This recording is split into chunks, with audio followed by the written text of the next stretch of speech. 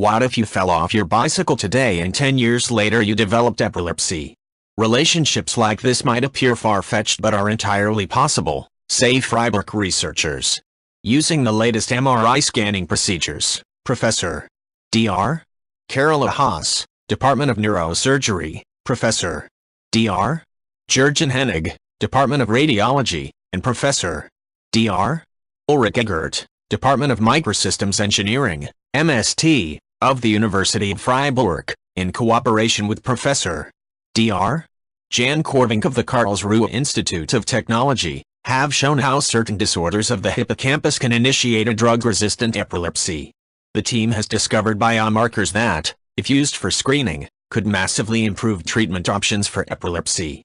The researchers have published their results in the online journal eLife. The study is part of a number of projects involving the Freiburg Cluster of Excellence BrainLinks-BrainTools and the Federal Ministry for Education and Research, BMBF. Temporal lobe epilepsy affects millions of people worldwide. In many cases, drugs offer insufficient improvement to patients' quality of life. In these cases, an operation to remove the affected brain tissue often appears to be the only solution. Most cases of epilepsy are caused by injury to the brain tissue, whether from febrile convulsions, a brain tumor, stroke, or a bicycle accident. This can give rise to a series of seizures. Known as status epilepticus, this changes the tissue so that there is a tendency to suffer epileptic attacks. However, it may be years before these recurrent attacks occur. And once this point is reached, drugs are often no longer any use to the patient. This could change if the process of development were recognized and stopped at an early stage, before the symptoms become permanent. This is what the research by Haas, Egert and Hennig investigated. Using MRI scanning, the team examined the brain tissue of mice and humans.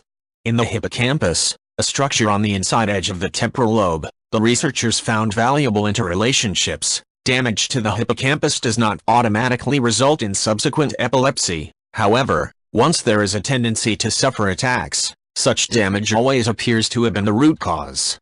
In addition, the team also found that they could determine the severity of subsequent epilepsy by measuring the movement of water molecules in the brain tissue. Frequently it is glial cells that have been restructured in some way that increase the risk of attacks. So the pathological changes in the hippocampus could specifically serve as biomarkers for clinical diagnosis, in order to predict the disease progression. This not only enlarges the therapeutic window, doctors would also in future be able to undertake promising, personalized treatments, before having to operate on the patient.